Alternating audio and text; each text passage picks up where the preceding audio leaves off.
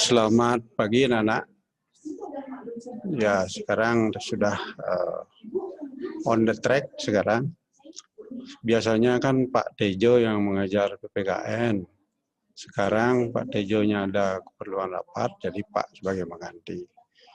Pak juga ngajar di AP 11, AP 7 dan 8. Oke. Sebelum kita mulai, mari kita mengucapkan syukur kepada Tuhan Yang Maha Esa agar kita diberkati kebaikan, kemudian diberikan keselamatan agar pembelajaran kita berjalan dengan baik. Panganjali mat. Om Swastiastu.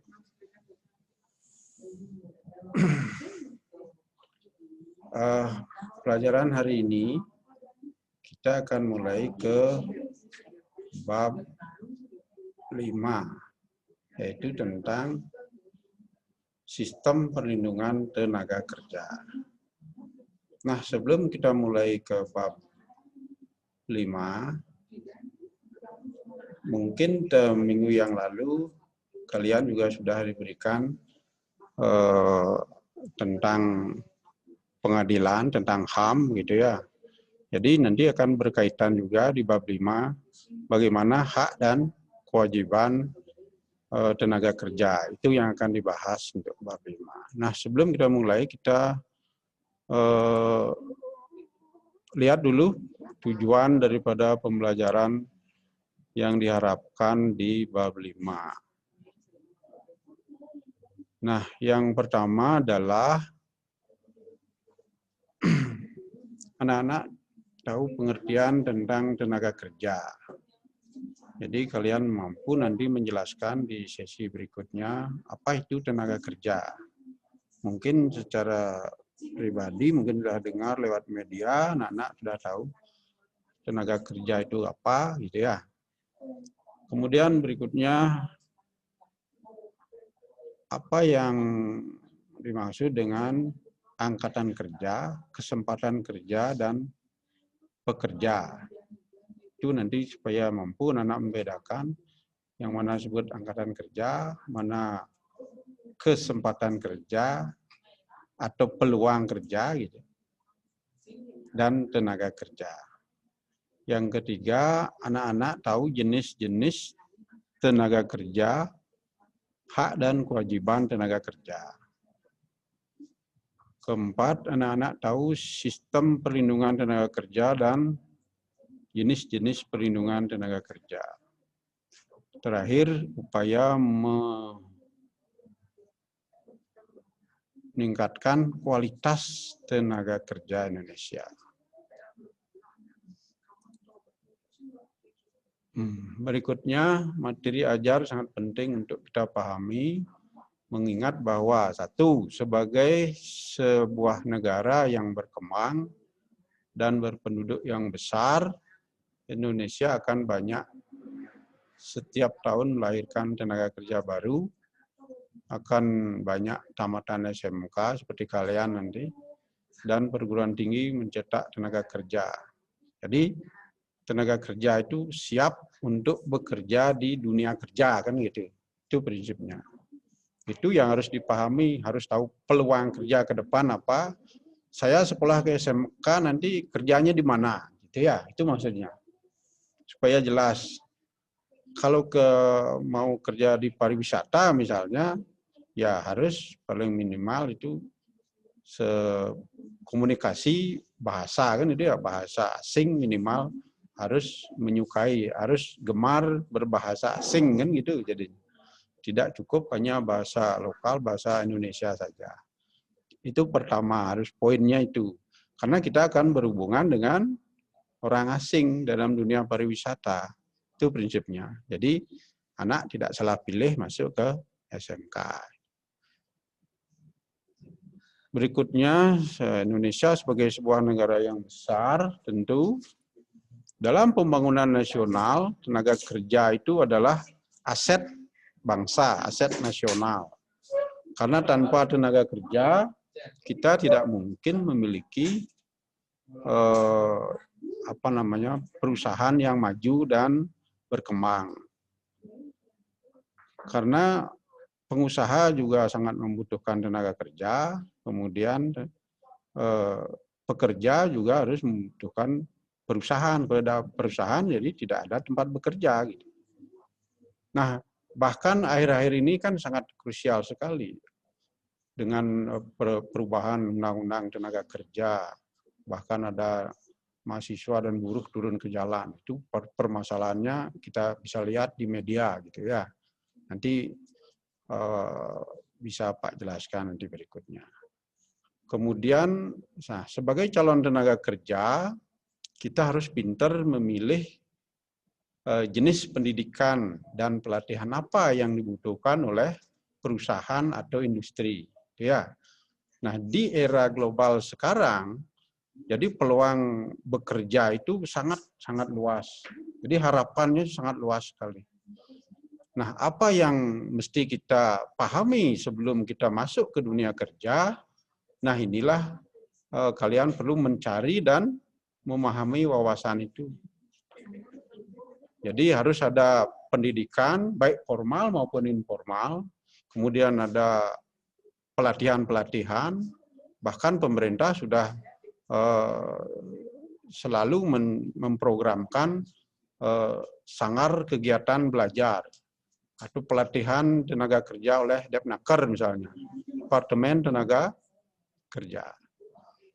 Tujuannya apa? Agar memiliki kualitas pekerja yang mumpuni gitu ya. Jadi begitu tamat sudah terampil, soft skill, life skill-nya sudah siap, maka dia siap bekerja dengan kualitas yang baik, yang tinggi.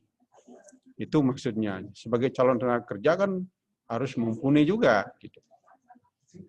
Nah, tentu sangat bermanfaat bagi anak-anak. Nanti dipahami, kalian nanti boleh berdiskusi apa-apa yang perlu dipersiapkan kalau mencari kerjaan ini. Jadi peluang dan kesempatan itu harus kalian cari dan maknai. Lebih-lebih di era sekarang. Kadang-kadang anak-anak muda milenial sekarang itu kan peluangnya sangat luas.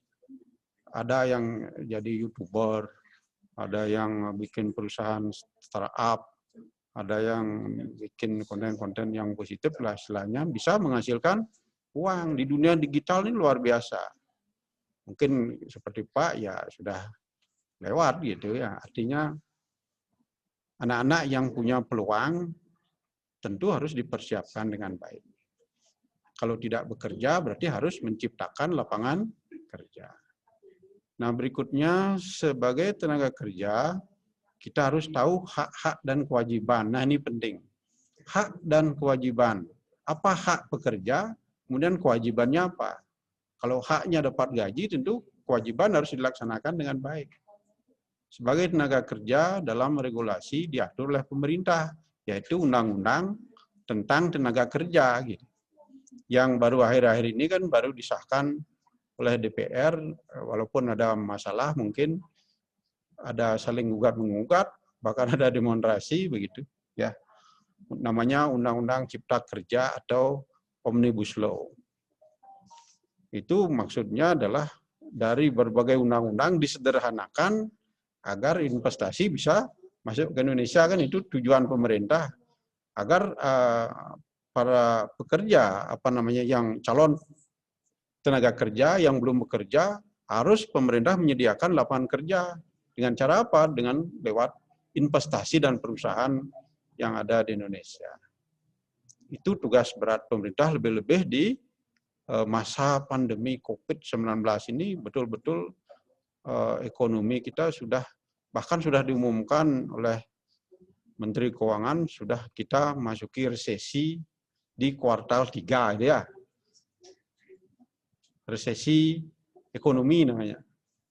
Apa itu resesi ekonomi? Resesi ekonomi, suatu negara dianggap masuk dalam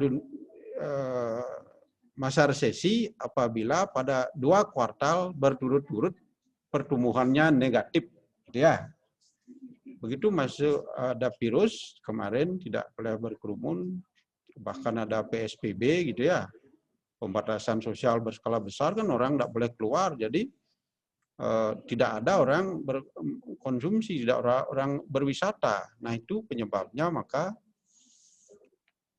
pertumbuhannya menjadi negatif. Maka muncullah di semua negara, tidak hanya Indonesia. Nah oleh karena itu mudah-mudahan masalah ini bisa dilewati, pemerintah mampu menampung tenaga kerja, menyediakan peluang kerja.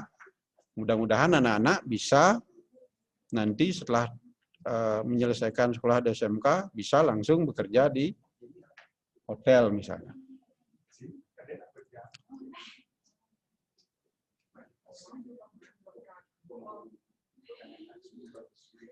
Nah, sekarang kita ulas satu persatu tentang pengertian tenaga kerja. Nah, mungkin anak-anak sudah tahu apa itu tenaga kerja. Oh, orang yang siap bekerja. Gitu. Ya, boleh-boleh saja. Nah, yang jelas secara formal itu ada di dalam Undang-Undang Nomor 13 Tahun 2003 mengatur tentang ketenagakerjaan. Jadi undang-undang ini jelas. Nah, bagaimana kaitannya dengan Undang-Undang Cipta Kerja? Supaya jelas.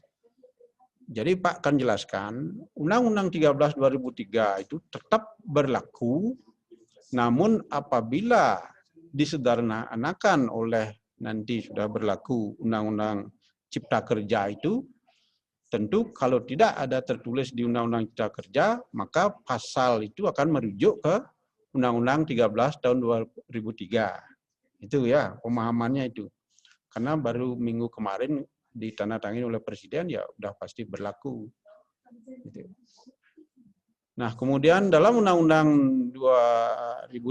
Nomor 13 2003 tentang ketenagakerjaan itu, maka definisi tenaga kerja itu dimaksud dalam undang-undang ini adalah setiap orang yang mampu melakukan guna menghasilkan barang dan atau jasa, baik untuk memenuhi kebutuhan sendiri maupun untuk masyarakat. Itu bunyi definisi atau pasal di dalam Undang-Undang 13 2003. Jadi nggak boleh salah, nggak boleh kalimatnya ditambah, dikurangi. Ya. Karena ini kita baca undang-undang. Jadi kita ulangi sekali lagi, apa itu tenaga kerja? Tenaga kerja adalah setiap orang yang mampu melakukan atau menghasilkan barang, memproduksi barang atau jasa, baik untuk pemenuhan kebutuhan sendiri sehari-hari maupun untuk keperluan masyarakat. Itulah disebut dengan definisi tenaga kerja.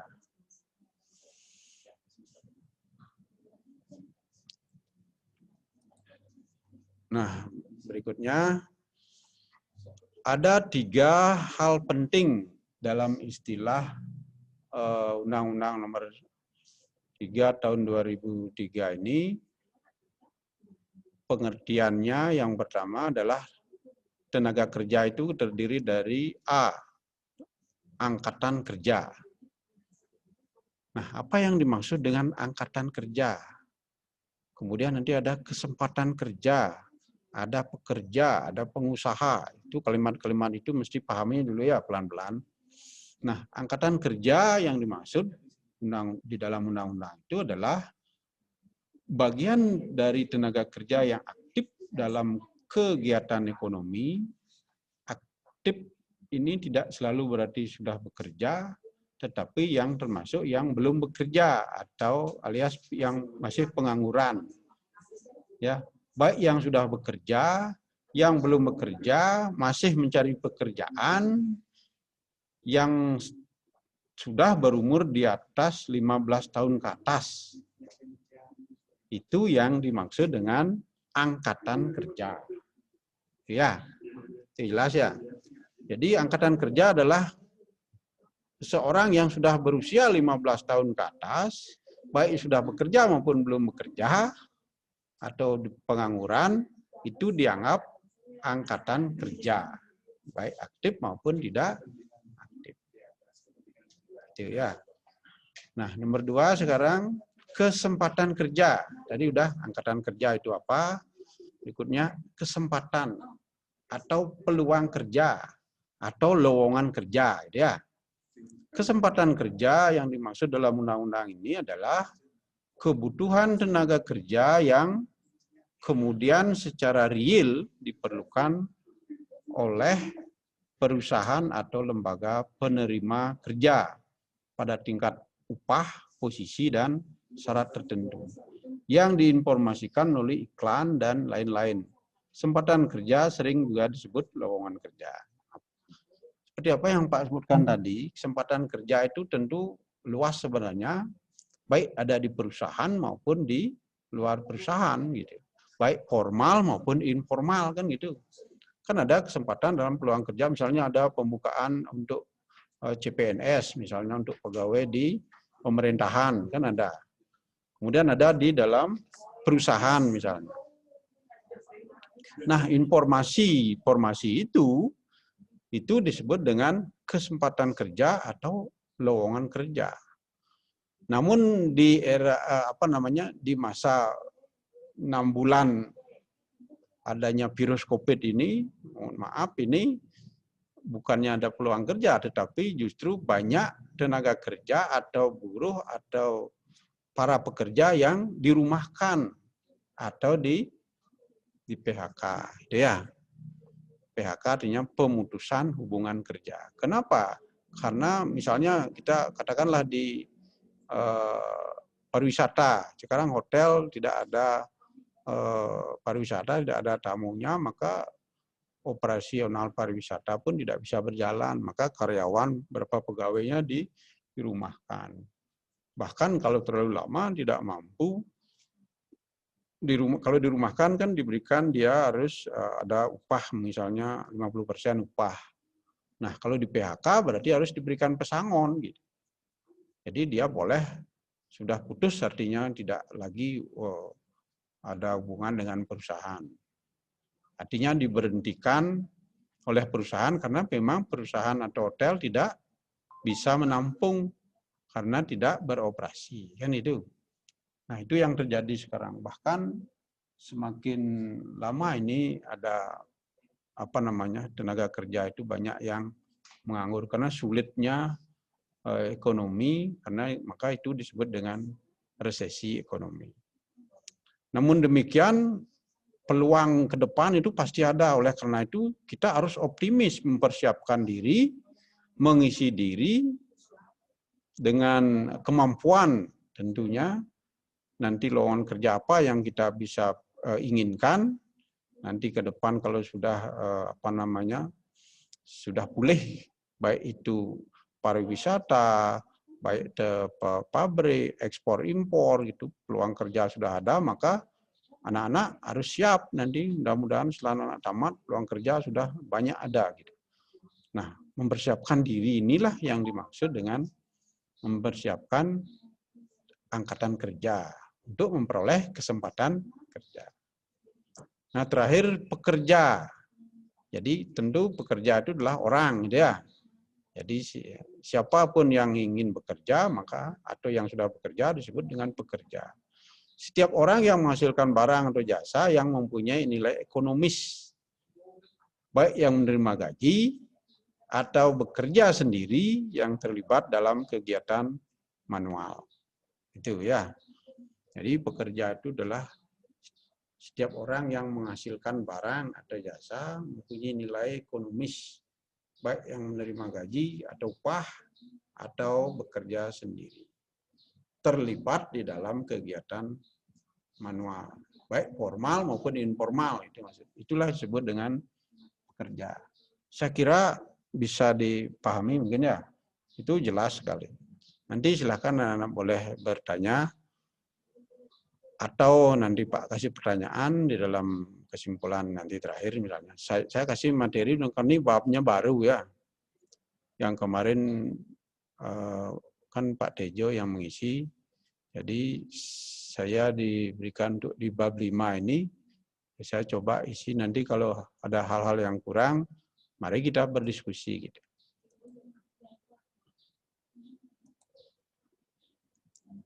Nah, Setelah anak pahami kesempatan kerja, tenaga kerja gitu. Nah, sekarang masuk ke jenis-jenis tenaga kerja.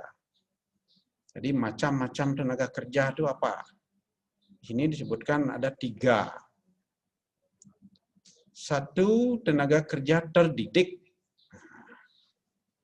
Artinya tenaga kerja ini siap bekerja karena sudah mendapatkan pendidikan. Seperti kalian nanti kalau sudah tamat SMK, itu namanya tenaga kerja terdidik melalui pendidikan formal. Karena sekolah kan formal. Kalau kursus di luar sekolah itu informal namanya. Mendapatkan ilmu dari sekolah atau lembaga pendidikan lainnya. Contoh tenaga kerja terdidik itu antara lain dokter, perawat, guru, pilot, itu terdidik. Ya. Sudah diberikan contoh. Itu tenaga kerja yang memiliki skill dengan pendidikan formal. Yang kedua adalah tenaga kerja terlatih. Nah, terdidik, terlatih. Artinya tenaga kerja ini sudah memperoleh keahlian dari pengalaman. Apa yang dia sudah kerjakan, apa yang dia sudah dapatkan pengalaman itu, kemudian dia latih, misalnya guide misalnya, dia sudah fasis berbahasa asing, tidak hanya bahasa Inggris, tapi bahasa asing lainnya. Misalnya bahasa Jepang, bahasa Jerman, bahkan bahasa Mandarin. Sekarang tamu Cina datang, kita harus siapkan dengan terlatih mampu berbahasa asing Mandarin misalnya. Nah, itu peluang-peluang itu. Nah, kemudian contoh di sini mungkin sopir ya terlatih. Penjaga toko juga terlatih. Tukang masak terlatih. Jadi ada master chef gitu ya. Kemudian montir atau bengkel. Sekarang kan laris juga bengkel sepeda motor, apalagi mobil itu lebih mahal bayarnya. Tapi harus terlatih. Kemudian tukang bangunan juga yang mampu memberikan kualitas yang baik, terampil, terlatih, nah itu akan peluang kerjanya akan tentu lebih banyak. Itu tenaga kerja terlatih. Dia sudah memiliki pengalaman.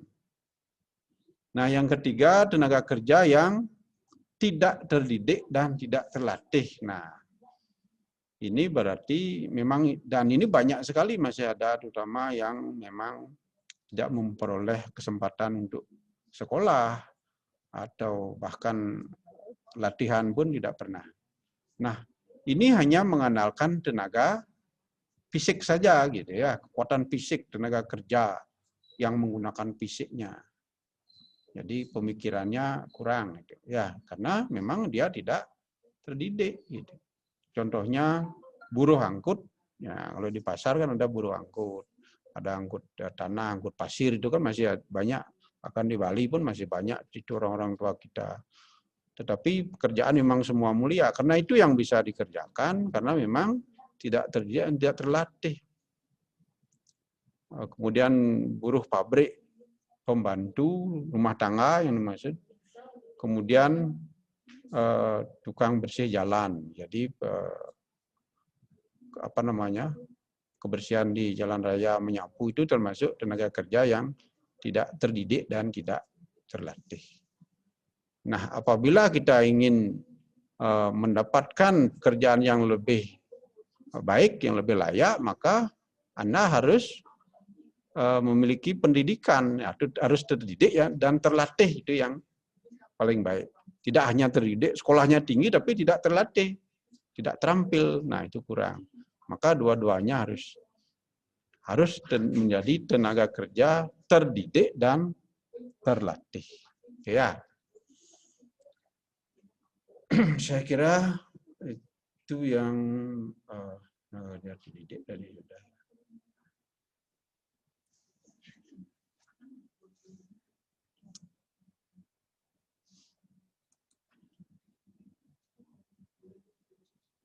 Nah, setelah kita mendapatkan pekerjaan sesuai undang-undang, lagi kita bicara undang-undang ini, jadi harus agak serius. Ada hak dan kewajiban pekerja setelah bekerja, itu kan tenaga kerja diatur dalam Undang-Undang 13 tahun 2003, yaitu tentang ketenaga kerjaan. Apa hak dan kewajibannya kalau sudah bekerja? Nah, setiap tenaga kerja memiliki kesempatan yang sama tanpa diskriminasi untuk memperoleh pekerjaan. Jadi diskriminasi maksudnya tidak boleh ada semacam perbedaan latar belakang misalnya. Tidak boleh itu terjadi. Karena setiap orang memiliki kesempatan yang sama gitu ya. Apalagi pengalaman dan pendidikannya sama gitu. Nah, sekarang apa alat ukurnya untuk ini diterima ini enggak? Tentu ada persyaratan atau kriteria yang harus dilewati agar lulus ujian ini baru bisa. Gitu. Nah, yang berikutnya nomor B, setiap pekerja berhak memperoleh perlakuan yang sama tanpa diskriminasi dari pengusaha.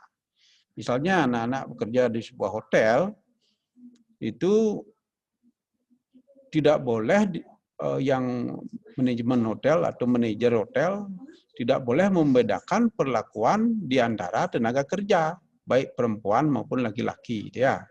Kecuali yang membedakan adalah terdidik dan terlatih. Gitu ya. Kemampuan, kualitas. Tidak boleh diskriminasi yang maksud membedakan suku, ras, agama, dan latar belakang. Itu tidak boleh. Itu sudah jelas ada undang-undang. Tentu akan ada sanksi apabila pengusaha mengabaikan ini. Gitu. Nah, itu pengertiannya ya. Setiap pekerja berhak beroleh perlakuan yang sama. Nanti kalau anak bekerja, oh kok saya tidak diterima dengan alasan ini, nggak boleh begitu. Harus fair. Gitu. Ya, itu yang tidak boleh karena sudah tertuang di dalam hak dan kewajiban di dalam Undang-Undang 13 2003. Berikutnya nomor C, setiap tenaga kerja berhak untuk memperoleh dan atau meningkatkan dan atau mengembangkan kompetensi kerja sesuai dengan bakat, minat, dan kemampuannya melalui pelatihan kerja. Seperti Pak katakan tadi, sebelum anak bekerja harus dilatih dulu, maka ada namanya lembaga pelatihan kerja gitu. Ya, setiap tenaga kerja itu berhak memperoleh pelatihan. Sekarang kan ada kartu prakerja, bahkan dapat bantuan. Di masa pandemi ini kan banyak orang di PHK, dirumahkan. Maka dengan masuk ke aplikasi tenaga kerja, apa namanya, prakerja itu, kartu prakerja itu, maka anak-anak dilatih melalui daring gitu ya. Dilatih bahkan setelah mampu melaksanakan latihan itu, kemudian diberikan hak berupa bantuan tunai gitu ya. Tinggal mengakses saja. Nah, tentu anak-anak harus pintar bagi tenaga kerja yang tidak punya pekerjaan sekarang bisa masuk. Bahkan sudah hampir 9 jutaan lebih sudah masuk untuk tahap kedua ini. Yang saya dengar seperti itu, karena program pemerintah di masa pandemi ini memang agak berat gitu. Maka program prakerja, ada bantuan sosial, ada bantuan UMKM, itu banyak sekali program pemerintah ya. Kita harus support, harus dukung, harus optimis seperti itu. Berikutnya, yang D, setiap kerja memiliki kesempatan yang sama untuk mengikuti pelatihan kerja sesuai dengan bidang tugasnya. Nah, kembali, setiap pekerja diberikan kesempatan oleh negara, oleh pemerintah untuk mengikuti pelatihan sesuai dengan pelatihan yang diinginkan lewat prakerja kan itu. Itu yang dimaksud yang Pak jelaskan tadi. Nah, yang terakhir, setiap tenaga kerja mempunyai hak dan kesempatan yang sama untuk memilih, mendapatkan atau pindah pekerjaan dan memperoleh penghasilan yang layak di dalam maupun di luar negeri. Nah, jadi undang-undang ini menyangkut pekerjaan setiap warga negara, baik ada di dalam negeri bekerja maupun di luar negeri. Kan banyak tenaga kerja kita yang sebelum pandemi itu yang bekerja di kapal pesiar, tenaga kesehatan atau jadi guide misalnya. Di luar negeri kan banyak. Orang luar, orang asing juga banyak bekerja di Indonesia. Seperti di Bali kan masih banyak bule yang bekerja di Bali untuk mencari nafkah. Dan itu ada undang-undangnya. Itu diatur di dalam undang-undang ini, Undang 13 2003. Nah, bicara undang-undang ya anak-anak, kenapa saya harus bacakan? Karena undang-undang gitu ya, tidak boleh melenceng. Itu yang anak harus ketahui nanti sebelum masuk dunia kerja. Gitu ya. Jadi harus dipahami ini. Ternyata mencari pekerjaan itu ada syaratnya, ada aturannya. Jadi pengusaha juga begitu, tidak boleh sewenang-wenang tiba-tiba memecat karyawannya tanpa dikasih pesangon. Gitu ya, harus ada kriteria tertentu. Dan ini diawasi oleh Kementerian Tenaga Kerja. Gitu ya. Supaya anak-anak juga paham itu.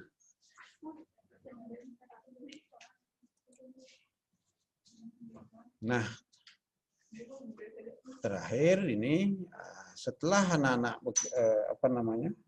paham sedikit tentang apa itu tenaga kerja, apa itu kesempatan kerja, sudah terbayang sedikit walaupun awal, nanti kita bisa diskusikan ya.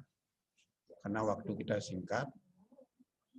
Sistem perlindungan tenaga kerja. Mengapa ini perlu dan penting? Setelah kita bekerja tentu kita butuh perlindungan.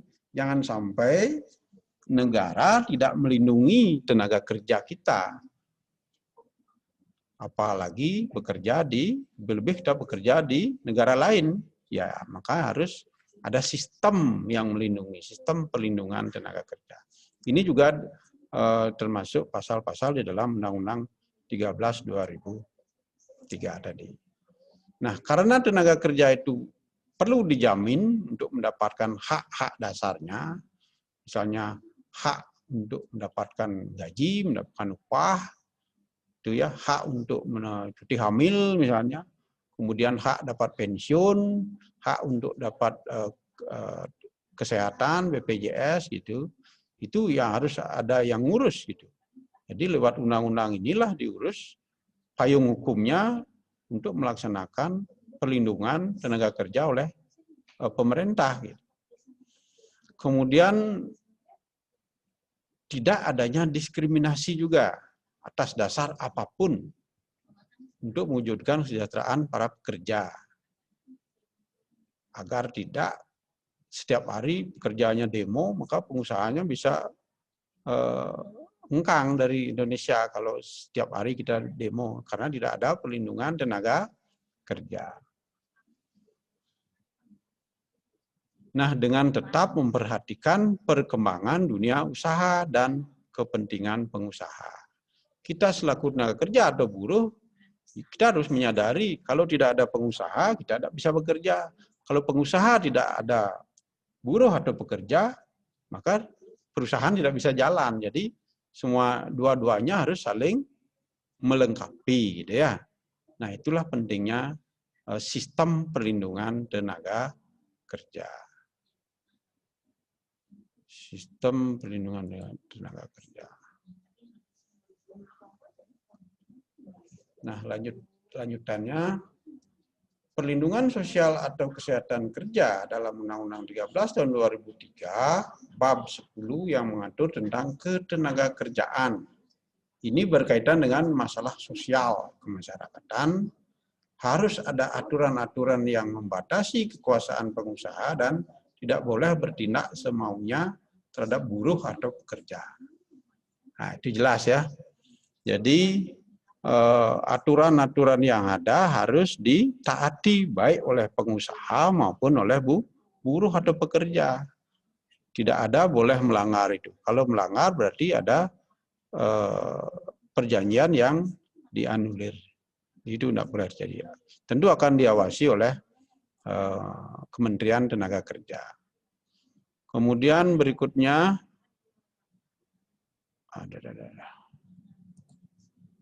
nomor 2, perlindungan teknis atau kesempatan kerja. Perlindungan teknis artinya secara realnya seperti apa. Pekerja harus mendapat perlindungan kesehatan seperti BPJS misalnya, Badan Pengelola Jaminan Kesehatan.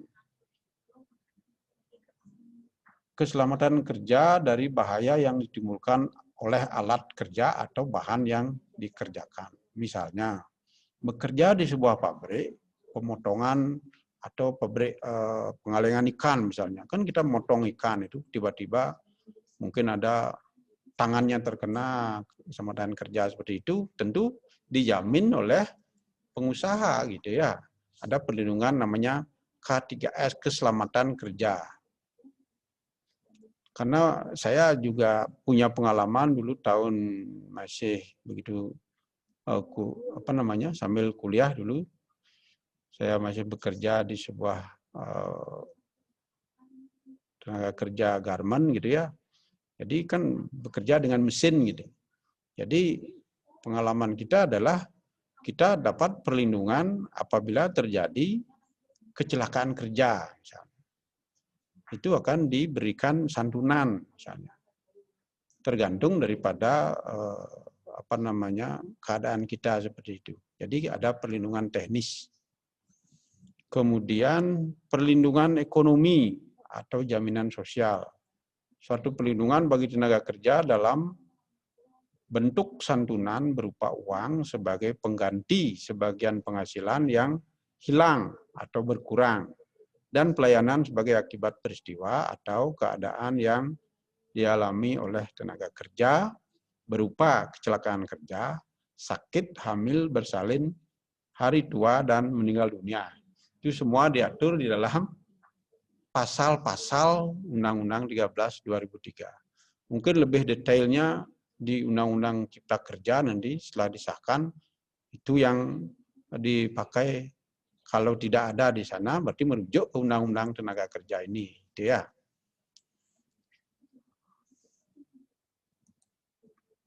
Nah, bagaimana upaya meningkatkan kualitas tenaga kerja? Ini merupakan tanggung jawab pemerintah dan swasta atau pengusaha. Ya. Satu, menyiapkan tenaga kerja ahli di masyarakat dengan menyediakan pendidikan formal. Kan tahu, pendidikan formal adalah pendidikan yang diselenggarakan oleh pendidikan formal, seperti sekolah. Ya, ini kita sekolah ini di SMK ini termasuk pendidikan formal. Kalau informal berarti di luar, misalnya ada kursus atau ada diklat di luar daripada izin Kementerian Pendidikan. Itu namanya pendidikan informal. Di keluarga, pendidikan informal. Di masyarakat, pendidikan informal. Nah, kedua, meningkatkan kesehatan dan memperbaiki gizi penduduk. Itu untuk meningkatkan kualitas. Nah, artinya begini, untuk meningkatkan kesehatan, memperbaiki gizi penduduk agar dia kuat nanti bekerja gitu ya. Jadi kalau tenaga kerjanya sakit-sakitan, kurang gizi, itu kan tentu dia tidak produktif di dalam bekerja, gitu maksudnya. Ya, jadi inilah yang ditingkatkan, kualitas tenaga kerja itu. Dia sehat secara jasmani untuk mampu bekerja sesuai dengan bidang yang dia kerjakan. Ya, nomor 3, mengadakan pelatihan tenaga kerja. Jadi banyak ada dari sangar-sangar kegiatan pelatihan kerja, apapun itu sudah ada. Kemudian memberikan pelatihan keterampilan kepada para pencari kerja yang sedang mencari kerja. Sebagai calon tenaga kerja, itu akan diberikan pelatihan keterampilan sebelum masuk di dunia kerja. Kemudian terakhir pengiriman tenaga kerja ke luar negeri, ya. Jadi sebelum anak-anak bekerja nanti di kapal pesiar misalnya harus mempersiapkan apa?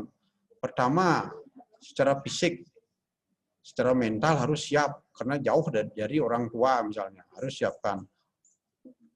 Kalau anak-anak teriming-iming hanya hasil saja dan gajinya besar, tetapi kita secara mental tidak siap, nanti bisa ada masalah di tengah jalan gitu. Karena kita bekerja di tempat negara yang budayanya berbeda dengan negara kita, atau bahkan di daerah kita berbeda. Harus mempersiapkan diri. Samping itu kualitas atau life skill, kemampuan, keterampilan. Misalnya komunikasi dengan bahasa asing. Itu pertama itu ya. Kemudian barulah menjurus ke apa yang akan dikerjakan di sana. Ya. Jadi tidak sekedar hanya ke luar negeri, tidak siap apa-apa. Jadi kalau di tenaga kerja sebagai kepala pesiar, nanti di sana pekerjaannya apa, minimal komunikasi harus kamu pahami ya, minimal pasti bahasa Inggris minimal. Itu maksudnya ya.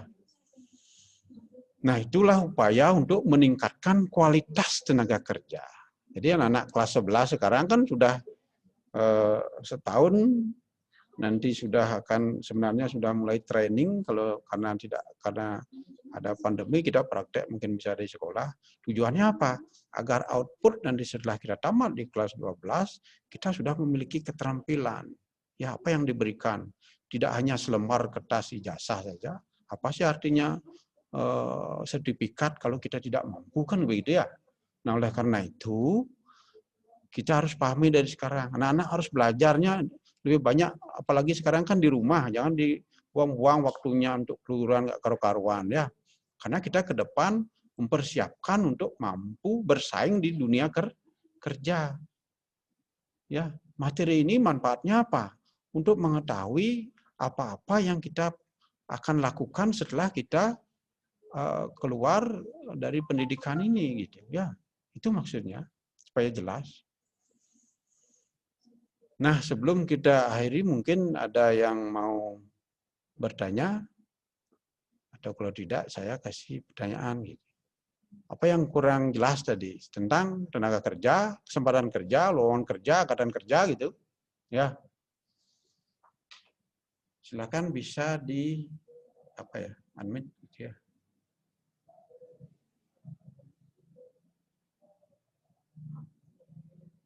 Bisa dengar suara saya?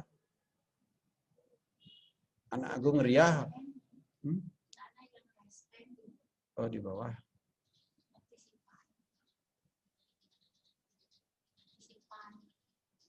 Okay. Oh, ya, ya. Ada yang mau angkat tangan? Oh, ya, karena undang-undang. Ya. Ya, saya kira simpulkan ya, karena ini undang-undang ya, saya simpulkan. Jadi kalian harus pahami bagaimana hak dan kewajiban tenaga kerja ya. Apa itu tenaga kerja? Itu ya. Tenaga kerja adalah setiap orang. Angkatan kerja itu dulu ya. Kalau angkatan kerja itu baik yang sudah bekerja, yang belum bekerja, yang pengangguran itu disebut angkatan kerja. Dia. Kalau tenaga kerja dia sudah bekerja, sudah menjadi buruh, gitu ya. Kemudian yang peluang kerja berarti kesempatan, lowongan. Oh, ini ada lowongan lewat iklan misalnya. Kita cari lewat media di koran misalnya. Itu ya, supaya jelas mungkin bisa. Supaya dapat bersaing dalam peluang itu, tentu kita mempersiapkan diri. Kemampuan kita apa? Kita sekarang masa meningkatkan kemampuan. Kalau anak-anak, supaya bayangan anak-anak sebenarnya bagaimana saya ke depan itu. Apa yang saya harus giatkan sekarang? Itu prinsipnya. Itu prinsipnya. Jadi kesimpulannya anak pahami dulu, saya akan menjadi tenaga kerja. Kemudian peluang kerja saya harus bisa cari, gitu ya. Kemudian kalau belum terdidik ya harus dilatih dulu supaya punya pengalaman. Tentu orang bekerja sudah punya pengalaman belum? Apalagi ke negara lain, ke luar negeri. Nah, itu saya kira kesimpulan saya. Jadi undang-undang ini masih berlaku ya, Undang-Undang 13 2003 tentang ketenaga kerjaan. Bagaimana dengan Omnibus Law? Bagaimana dengan Undang Cipta Kerja? Ya, masih dalam proses, bahkan ada yang menggugat gitu ya. Itu ini. Nah, kesimpulan saya seperti itu, kurang lebih saya mohon maaf gitu ya. Dan saya tutup dengan udah lewat waktunya dengan Paramo Santi. Om Santi Santi Santi. Om.